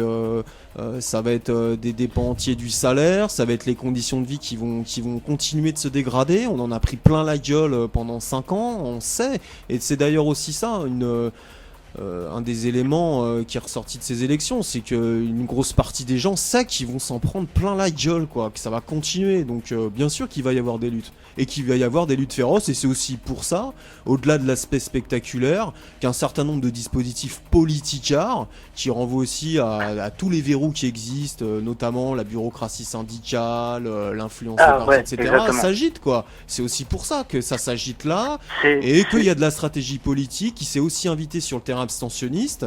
Donc là, suivez mon regard, la France insoumise, pour pouvoir se positionner dans les luttes qui vont bientôt arriver, quoi. Oui, Manu. Alors là, ouais, c'est justement ce que je voulais compléter dans ce que Brunel avait dit depuis le début tout à l'heure. C'est le retour de la bureaucratie syndicale. Et ça a été assez incroyable ce qu'on a appelé le mouvement contre la loi travail. C'est que ça a été un gros mouvement de contre-révolution bureaucratique. C'est-à-dire que tu as eu un gros mouvement bureaucratique syndical qui a complètement étouffé tout ce qu'aurait pu être de naissance d'auto-organisation, d'autonomie ouvrière, c'était complètement asphyxiant. On avait rarement vu ça dans les derniers mouvements de lutte, c'est-à-dire que les syndicats étaient là partout. Ils ont tout verrouillé, c'était là partout. On va pas refaire l'histoire, mais s'ils étaient là, c'est aussi qu'il y avait une bonne raison. C'est peut-être parce que il n'y avait pas les outils aussi qui étaient nécessaires pour qu'il y ait un dépassement de cette mainmise syndicale. Le problème, il n'est pas là, il n'est pas de refaire l'histoire du mouvement contre la loi travail, mais juste de constater que ça a été un moment où l'encadrement syndical, avec ces manipulations bureaucratiques, ces organisations de faux blocages de raffineries, avec ses envois de services d'ordre à bout de souffle, ça a été vraiment ce moment-là où on a pu voir que ça allait être très difficile maintenant dans les boîtes, dans les entreprises, dans les usines de pouvoir dépasser justement le petit chef syndical qui est là, et surtout à travers lui le discours et les positions des bureaucraties syndicales. Oui, mais est-ce que c'est pas toujours le même débat alors on en avait discuté un petit peu avec le mouvement de la travail, mais est-ce que c'est pas le même débat à chaque fois? C'est-à-dire qu'effectivement, on a bien conscience des bâtons qui nous sont mis sous les roues, c'est évident. Les dispositifs, les lois, les contraintes diverses et variées, les petits bons syndicaux, il y a aucun problème là-dessus. Mais est-ce que c'est pas le signe de notre faiblesse simplement? Parce que je dirais que c'est un peu comme la thématique des chefs qui trahissent. Les chefs trahissent parce que les masses sont absentes, et les bureaucrates sont omnipotents parce que les masses sont pas assez présentes dans le mouvement social. Et est-ce que c'est pas il s'agit pas de refaire l'histoire et dire si ça avait pu se passer autrement, ce serait un peu déjà montrer les limites de ce moment historique. Le problème de ces événements, ça n'a pas été la mainmise syndicale, le contrôle syndical du mouvement de lutte. Le problème, ça a été les illusions que certains prétendus révolutionnaires se sont fait de ce mouvement de lutte, en faisant un mouvement ouvrier profond de contestation du capitalisme, ce qui était complètement faux. Ça a été un grand mouvement de domestication syndicale. Il y a eu aucune critique du capital, aucun débordement. Quand je parle d'une critique du capital, je parle pas d'un discours construit avec un langage militant préétabli et bien formaté. Je parle pas de ça. Je parle même d'une critique programmatique en acte. Il y a rien eu de tout ça, mais de ce qu'on a constaté, aussi bien quand tu es présent sur ton lieu de travail que quand tu essayes par curiosité de voir comment ça se passe dans les manifs moutons syndicales, ce que tu constates, c'est cette emprise, et t'as l'impression qu'il y a une grosse régression depuis certaines coordinations de la fin des années 80, début 90, à ce retour de bâton du mouvement de loi travail, où tu te retrouves avec les flics syndicaux partout, avec un encadrement très fort des petits chefs de la bureaucratie locale, et puis en même temps t'as une sorte de fausse radicalité de la contestation qui se met en place, avec le tribun de la CGT ou de Force ouvrière qui vont dire faut continuer le mouvement, et puis merde, qu'est-ce qui se passe, personne ne veut continuer le mouvement, alors que se passe-t-il? Ça montre toutes les limites, c'est-à-dire que les bureaucraties syndicales ont même voulu se montrer encore plus radicales que les masses. Ça a été extrêmement bien joué. Je pense que il faudrait porter beaucoup plus l'analyse là-dessus, c'est-à-dire comment maintenant les bureaucraties syndicales, à force de se manger des coups de coordination dans la gueule et des ceci et des cela, ont mis des techniques de manipulation et de récupération des mouvements de lutte. Je pense que c'est un peu plus compliqué que ça. Je suis d'accord avec toi, hein, ça a été une grande entreprise de domestication syndicale, on les a vus, ils étaient partout, etc. Mais enfin, au départ, le mouvement leur a un peu échappé. Hein. Quand tu regardes ce ce qu'ils ont déclaré le 23 février lors de leur conférence intersyndicale, là, c'était pas du tout de partir sur des mouvements contre la loi travail. Hein. Ils voulaient simplement amender quelques volets de la loi et puis faire en sorte que tout ça se passe très bien. Ouais. Le mouvement, il a duré quand même plusieurs mois. Il y avait quand même une énergie, il y avait un élan qu'ils ont mis du temps. Vraiment du temps à fermer, quoi, du temps à écraser. Hein. Et donc ils ont quand même, s'il y avait toute cette présence-là, c'est parce qu'il fallait quand même justement que cette domestication ait lieu. Donc à mon avis, c'est pas que un amusement syndicaliste avec des journées d'action pendant 4 mois. S'ils avaient pu vraiment écourter les choses, ils l'auraient fait sans aucun problème. Hein. Enfin bon. Alors, avant de reprendre, on a eu quelques petites réactions. Là, on a une grosse réaction. Alors, on remercie Marc qui nous envoie une petite réaction. Bon, alors, on la reprendra plus à tête reposée parce que c'est des lignes. Mais cela dit, vous pouvez intervenir sur Twitter, vous pouvez intervenir sur le site internet et puis nous envoyer, si vous avez un petit commentaire à faire sur ce qu'on dit, un court petit truc à dire, on le relaie directement à l'antenne, il n'y a aucun souci. Brunel, je t'ai coupé peut-être. Non, pas du tout. La loi travail, est-ce que... nous, on a parlé un peu de la Macron, la loi sur le travail, l'émission précédente. On a une petite réaction tout à l'heure qui disait... Est-ce que parce qu'effectivement on a critiqué les gens qui avaient défendu, qui brandissaient le code de travail absolument à défendre, ce fameux bouquin rouge que tout le monde connaît, et qu'effectivement c'était absolument pas notre cas. Enfin, on défendait absolument pas le code du travail, bien évidemment, et que on saisissait absolument pas de cet outil pour quoi que ce soit. Enfin, en tout cas comme un outil de défense particulière. Cela dit, on a une petite intervention tout à l'heure sur Twitter qui nous demandait, mais est-ce que de fait le code du travail n'est pas devenu un outil de défense par rapport à l'ubérisation?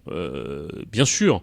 Enfin, je sais pas, quelqu'un a envie de répondre sur ça l'est devenu de fait. Non, mais la loi travail, ça consiste à en détruire une grosse partie du code du travail.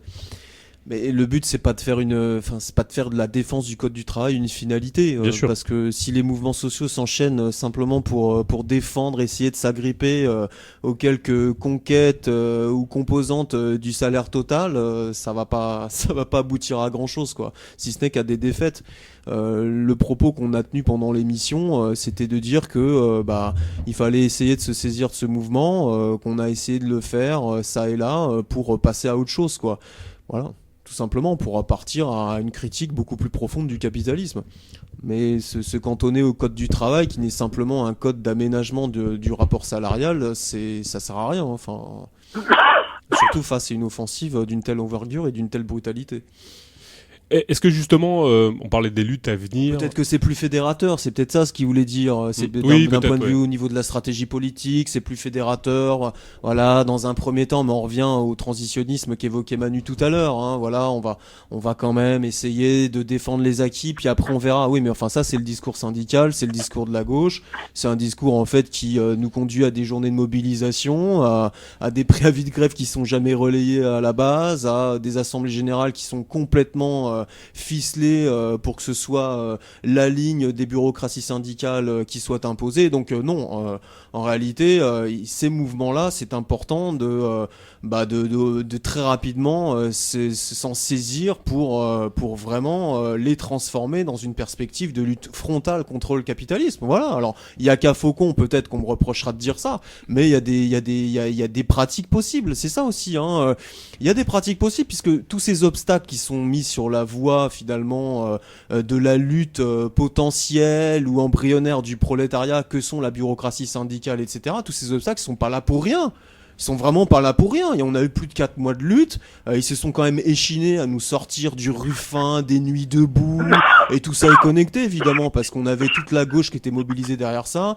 À nous sortir de la CGT, du Force ouvrière en permanence. Que ça castagne quand même bien dans les manifs. Et pas que contre les flics. Contre aussi les services d'ordre. Alors certes, assez affaiblis des centrales syndicales. Voilà, donc c'est ça. Il y a eu quand même finalement une vraie lutte. lutte. Alors, une vraie lutte, d'un côté, c'est pour ça qu'on disait que c'était classe contre masse.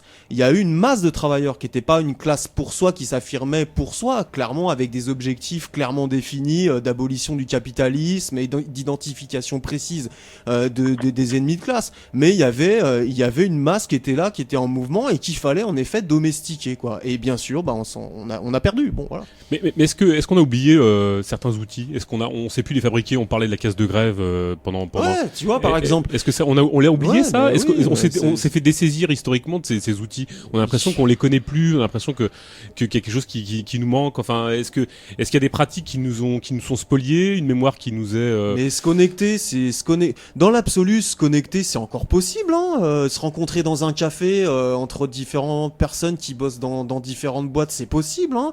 Pour mettre au départ des coordinations informelles qui pourraient après aller faire chier dans les assemblées générales, neutraliser momentanément, voire même définitivement les exactions des bureaucrates syndicaux. C'est possible, tout ça c'est possible. Et en effet, et c'est là aussi où ça renvoie à ce que je racontais sur l'omniprésence du spectacle dans les consciences, c'est que ça a un peu déserté les têtes, voilà, et que c'est aussi important, à mon avis, pour cela de pas être dans le spontanéisme, un spontanéisme qu'on nous a vendu de façon totalement en plus frelatée pendant tout ce mouvement-là, quoi, voilà, dans pas mal d'assemblées dites radicales où il fallait absolument pas parler de politique, c'est-à-dire il fallait ça absolument pas dire, vous voyez là, il y a des soi-disant syndicalistes et tout, ils ont rien à branler là, quoi, parce que en fait, ils sont là pour complètement nous faire revenir dans le droit chemin, voilà, ça fallait pas en parler sous prétexte qu'il fallait suivre le mouvement, quoi. Fallait être mouvementiste. Sauf que le mouvement, il était totalement creux, et en étant creux, en fait, il se plaçait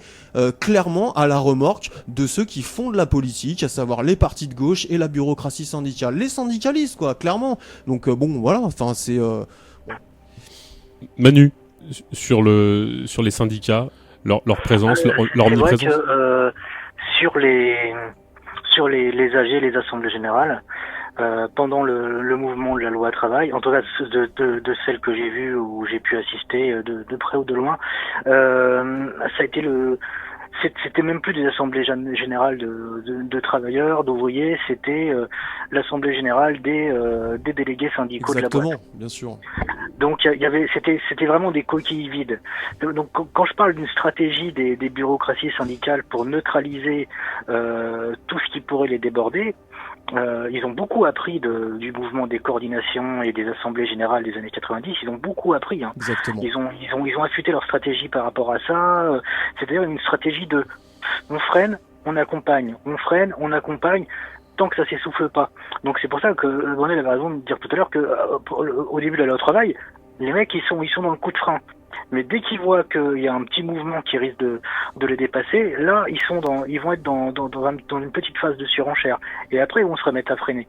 Pour les assemblées générales, ce qu'on a vu, on a vu des trucs assez hallucinants, quoi. T'as des AG, c'est juste la grande gueule de force ouvrière du coin qui monopolise la parole et qui organise un semblant d'auto-organisation de ceux qui sont présents dans l'assemblée. Mais il fait juste, en bon manager, il fait juste une distribution des tâches et puis tu fais ça ou alors tu fermes ta gueule. Et personne pense à contredire quoi que ce soit. Pourquoi? Parce que finalement, qu'est-ce qu'il y a à contredire?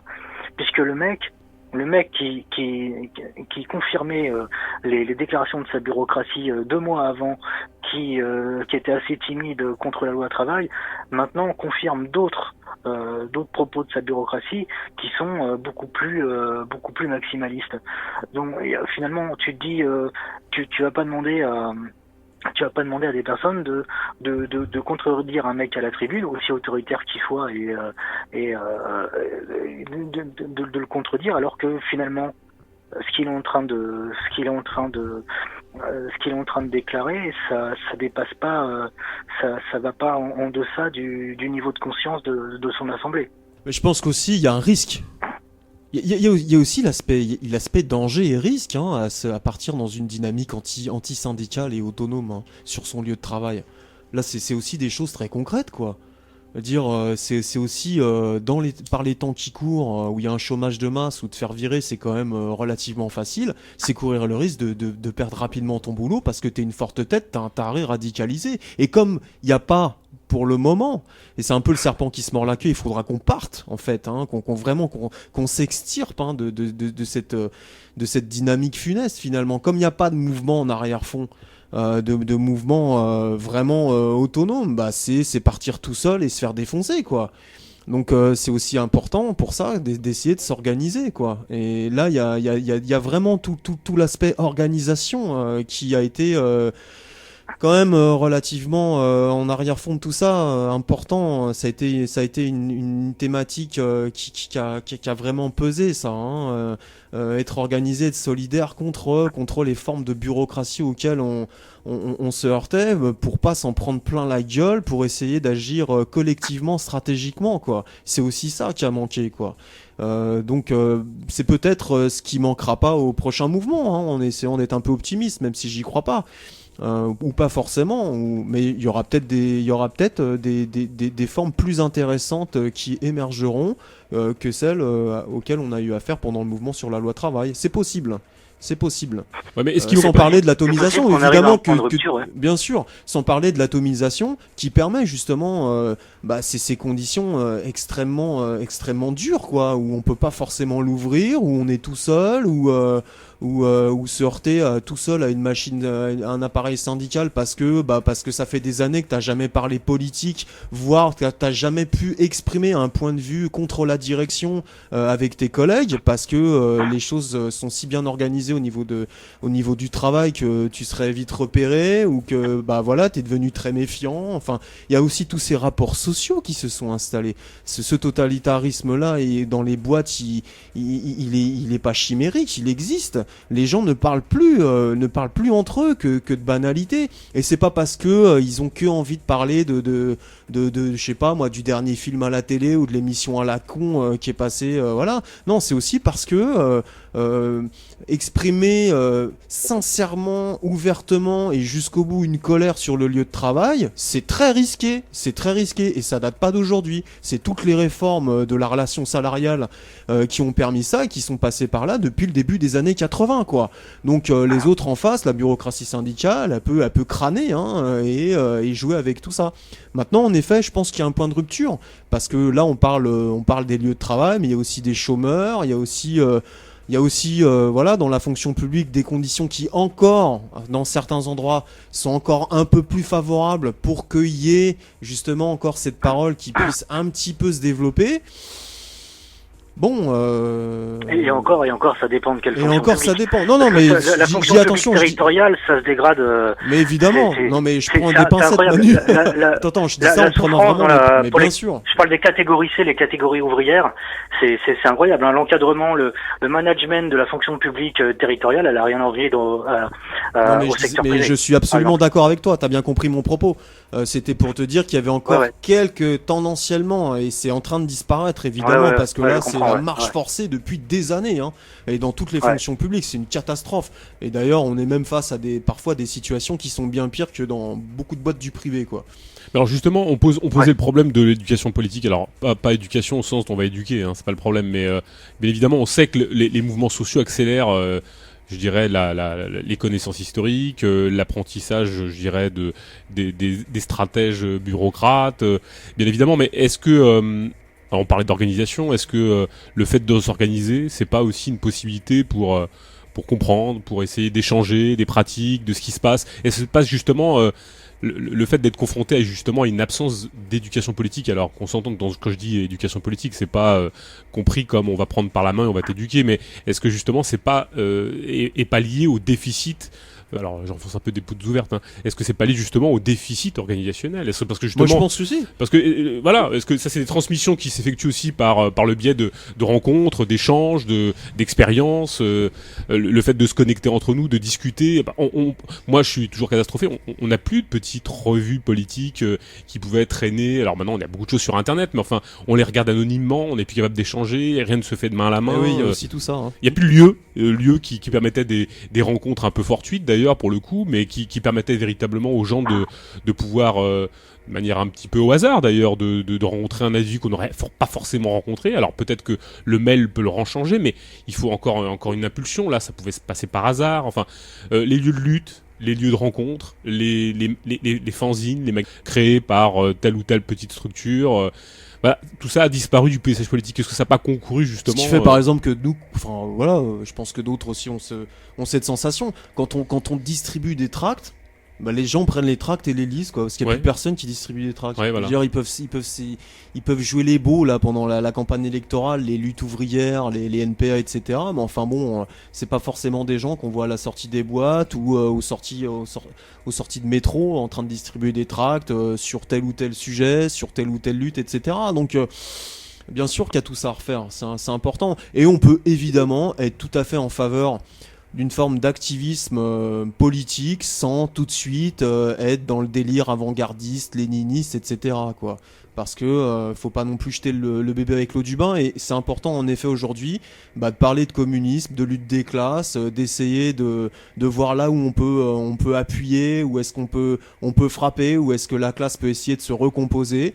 Par exemple la critique du management, la critique des grands projets urbains qui nous tombent sur la gueule en les connectant à la recomposition du capital, c'est important. Voilà, et puis bien sûr en essayant de coincer tous les stratagèmes qui sont mis en place par les partis politiques et la bureaucratie syndicale, enfin les syndicats quoi. Et la fragmentation des luttes, puisqu'on en a pas beaucoup parlé. Des luttes, essayer de se coordonner. Là, il y a, par exemple, tu parlais de la fonction publique territoriale, il y a vraiment un nombre croissant de luttes qui se font notamment dans les municipalités. Il n'y a jamais un début de commencement de coordination, alors que c'est toujours contre la même politique, voire les mêmes mesures sont des calques qui sont appliqués, qui se mettent en place. Donc on voit bien qu'il y a aussi une politique de segmentation, d'éparpillement des luttes. Quand on regarde ça avec un œil un peu lucide, ça trompe pas quoi. C'est clair.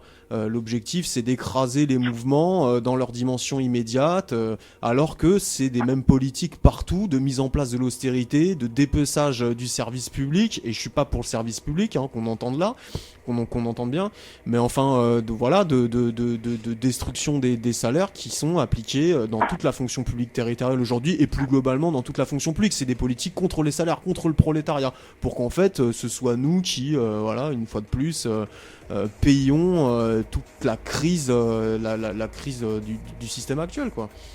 Manu, qu'est-ce qui a changé en termes d'expérience politique auquel tu étais confronté il y a 20 ans et que tu peux constater maintenant, c'est-à-dire sur l'apprentissage politique, sur la manière justement de contrecarrer les bureaucrates syndicaux, qu'est-ce qui s'est passé? Enfin, t'as une petite analyse là-dessus?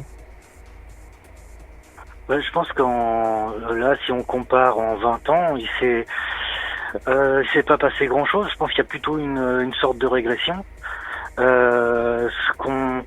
Les souvenirs qu'on peut avoir, par exemple, du mouvement de 1995, où on arrivait vraiment à faire des AG sauvages à l'époque, qui étaient pour certains même sur des bases très radicales et qui pouvaient déboucher sur des actions très radicales même dans mes souvenirs.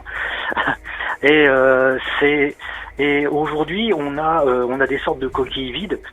C'est-à-dire que on va avoir des AG qui vont être complètement sclérosés par des militants, avec un discours militant très très formaté, et tu vas être confronté à deux tendances. Alors une tendance avant-gardiste, un peu propagande par le fait, où on nous prend pour des crétins, on nous fait penser que c'est seulement l'action qui va engendrer ensuite un grand mouvement de lutte radicale. Et de l'autre côté, t'as tous les récupérateurs, l'extrême gauche habituelle, les gauchistes à bout de souffle. Là maintenant, t'as même le retour des maoïstes. C'est un truc assez incroyable. On voyait pas ça il y a 20 ans, mais là depuis quelques années, t'as toute une bande de crétins maoïstes qui débarquent dans les mouvements de lutte. T'as vraiment des vieux déchets staliniens qui sont revenus du formol. T'as des tendances rouges-brunes comme le PRCF qui se la ramène un peu partout, et ça sans aucune impunité, en toute impunité, pardon. Et donc je pense qu'on a quand même une grosse régression depuis une vingtaine d'années, alors que On va dire qu'il y a une vingtaine d'années, numériquement, c'était vraiment on touchait le fond, parce que il y avait pas beaucoup de groupes de l'autonomie ouvrière qui soient réellement présents sur le terrain, qui soient vraiment nombreux. Là maintenant, il y a une nouvelle forme, des nouvelles formes militantes qui sont nombreuses, mais avec un vide absolu dans la critique du capitalisme, et puis surtout dans la façon stratégique de mener cette critique. On arrive à vraiment des positions lamentables. Donc je pense pas que ce soit de ce côté-là qu'il faille chercher une petite lumière pour amorcer quelque chose. De toute façon, je pense pas que ce soit nos positions de penser que il y ait des groupes politiques qui puissent posséder une petite lumière pour éclairer les autres. C'est pas du tout nos positions, mais en tout cas dans le présent, c'est un peu comme je disais sur les bureaucraties syndicales. On a aussi, comme on l'a vu d'ailleurs avec Nuit debout, un côté très asphyxiant aussi avec la nouvelle extrême gauche. Moi j'ai l'impression, après c'est qu'une impression, c'est pas une analyse politique, mais est-ce que le reflux ou le retrait politique, au sens noble du terme, c'est-à-dire de participation à la transformation de la société, n'a pas été accompagné, enfin n'a pas accompagné justement dans les sphères libertaires une espèce de retrait au profit de projets alternativistes, du on reste chez soi, du chacun pour soi, du côté un petit peu nombriliste et communautarien. Est-ce que ça n'a pas accompagné? Est-ce que c'est pas le signe de quelque chose de justement du retrait ou du reflux? Parce que maintenant, il est bon de venir faire un peu de chahut de temps en temps et de casse, et puis retourner chez soi, faire cultiver ses carottes. Et c'est censé être le summum de l'activité politique révolutionnaire. Enfin, en l'occurrence, on arrive, on casse quelques vitrines et puis on rentre chez soi en disant que, bon, somme toute, la lutte des classes, c'est un peu obsolète, mais il est quand même préférable de cultiver son jardin bio, autogéré, et c'est censé être le summum du projet révolutionnaire. Est-ce que ça, c'est pas un signe de quelque chose qui se passe en profondeur, une espèce de désintérêt pour la transformation collective dans une perspective classiste de la transformation du monde? C'est pas un signe de quelque chose de ça? Ouais, mais là, est-ce que c'est pas cantonner la critique au microcosme du milieu parisien, du milieu des quartiers est parisiens et de Montreuil? C'est bon, voilà, c'est pas. Mais bon. Il y a un milieu, enfin un microcosme plus ou moins petit d'ailleurs, qui est pareil assez asphyxiant, qui a des attitudes sectaires, militantes qui ne nous intéressent pas forcément, et qui surtout articule le sectarisme avec un certain opportunisme aussi, ce qui peut paraître contradictoire. Mais bon, ça nous a jamais vraiment intéressé, je pense, de nous confronter à des milieux politiques larges, et puis surtout de certains. C'est pas que politique. Ce sont aussi des milieux sociologiques. Oui, mais ils existent pour autant. Et quand le programme politique, c'est apprendre à serrer la ceinture joyeusement, enfin et que c'est censé être un programme révolutionnaire, c'est quand même tristoun. Enfin, ça annonce quelque chose, parce que ces gens-là sont toujours, enfin, je veux dire, les gens qui produisent du discours politique, qui le diffusent massivement au travers de bouquins, d'émissions, ils font quand même de la propagande, ils interviennent quand même. Alors, effectivement, il faut les remettre à leur place dans la production globale et dans la pratique globale. Mais est-ce que c'est pas un signe avant-coureur de quelque chose? Parce que moi, il y a un bouquin qui s'appelle L'insurrection qui vient, mais il y a aussi, il y a aussi les idées qui viennent. Et les idées qui viennent, est-ce que c'est pas les idées de la classe dominante? Enfin, est-ce que c'est pas les idées qui sont développées par ce microcosme? Elles sont pas des idées qui arrivent et qui vont venir et qui sont simplement une espèce de forme de retrait, une forme de proposition politique qui relève de l'alternative de se serrer la ceinture joyeusement en attendant que ça passe et de cultiver dans les communes libres ces carottes bio. Est-ce que ça annonce pas quelque chose pour autant? Non mais enfin, t'as une avalanche de saloperies comme ça qu'on a dans la gueule, en plus des formes classiques, on va dire du spectacle, quoi. Donc on peut parler de ça, on peut parler aussi de tout ce qui est communautarisme, intersectionnalité. Là, je veux dire, on n'a pas fini, quoi. D'ailleurs, on en a déjà parlé. On a beaucoup parlé, ouais. Voilà, là t'as Boutelja qui s'est pointé à la fac de Rennes, voilà, qui malgré tout a réussi à faire sa petite conférence. Il y avait quand même des gens en face. Enfin, ouais, bien sûr que il y a plein de cancers comme ça qui viennent pour détourner, on va dire une énergie, des formes de colère vers des impasses en plus qui sont quand même suicidaires, quoi. Ouais, alors là on n'a pas fini, hein. La liste elle est longue, hein. Non, parce que on parle de là on a parlé tout à l'heure de patrie avec Jean-Luc Mélenchon, de nationalisme avec Marine Le Pen, mais est-ce que ce retrait communautaire de manière générale, qu'il soit politique alternativiste ou communautaire sur les crispations identitaires, est-ce que c'est pas simplement un repli de manière générale? Si, Il y a un repli, global sur toutes les sphères intimes, alors que ce soit pour certains ethniques, politiques, il y a plus de perspective d'ouverture et de volonté d'altérité ou d'aller voir ailleurs ce qui se passe, quoi. C'est des tendances, mais est-ce que ça prend vraiment faut voir. Enfin, je veux dire, c'est aussi il y a beaucoup d'agitation, hein, sous toutes ces formes-là. Mais est-ce que vraiment il y a une prise sur le réel? Je sais pas dans quelle mesure réellement aujourd'hui. Comment est-ce qu'on peut vraiment mesurer ça? C'est pas des partis avec des dizaines de milliers de personnes. C'est pas partout dans les luttes quand il y en a. Ça vient par contre, oui en effet, ça vient flanquer, ça vient accompagner les formes classiques de répression et de coercition que sont les formes partidaires, de bureaucratie syndicale qui elles-mêmes s'ajoutent évidemment à la répression policière et patronale. Ouais, mais est-ce que ça accompagne pas l'anomie politique justement, parce que, enfin, d'une certaine manière, est-ce que c'est justement pas, c'est beaucoup plus pernicieux? Est-ce que justement l'absence n'est pas le signe du développement de tout ça, quoi? C'est-à-dire que globalement, on pourrait dire ça. Si, je vois ce voilà, que tu veux dire, ouais. et c'est-à-dire que le fait d'être atomisé et puis en plus d'idéaliser des communautés mythiques, et puis en plus est le signe du désintérêt pour la politique, enfin globalement, enfin ça c'est un peu ce qu'on disait durant l'émission, hein. C'est le politique avec un grand P là qui était absent, hein, pendant ce mouvement-là, et que pas mal de forces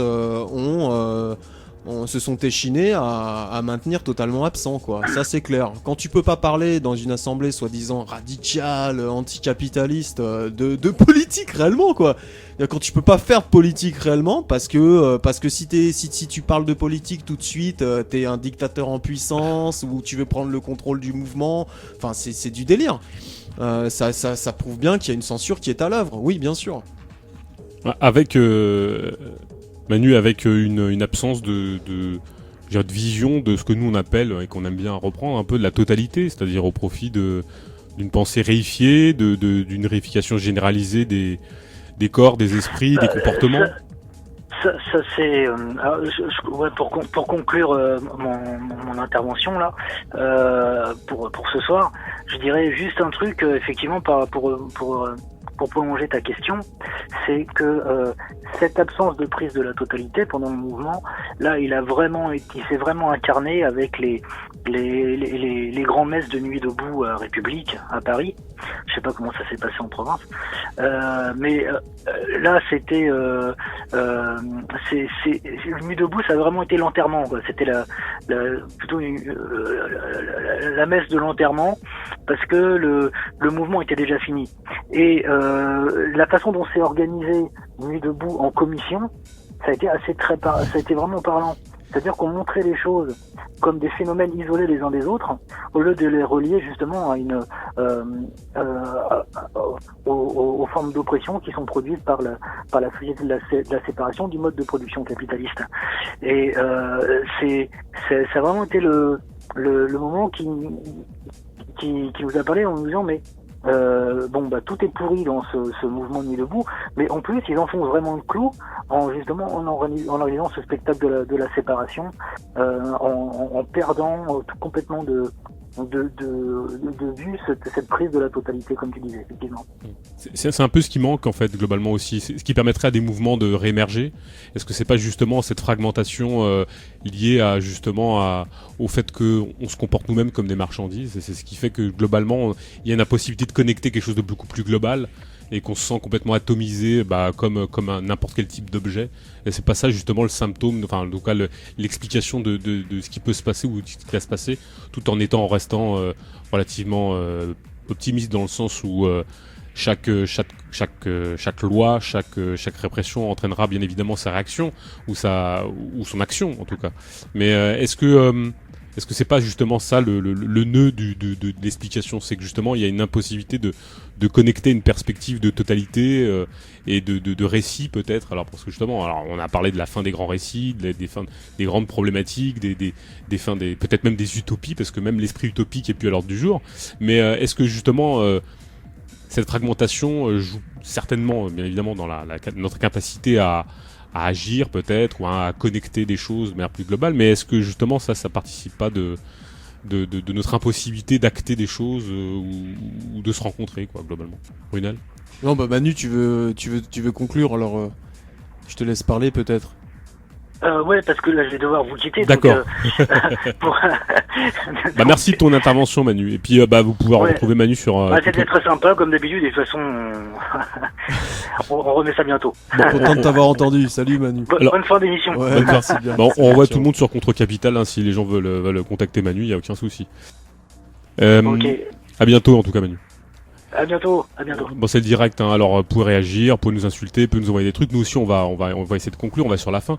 Si on devait peut-être conclure à la fois sur les élections et sur ce qui s'annonce en termes de mouvements sociaux, est-ce que globalement, tout le monde savait qu'on allait éviter Le Pen, tout le monde savait qu'on allait se farcir Macron, il n'y a pas de grande surprise. Néanmoins, dans le malheur, il y a toujours un bonheur.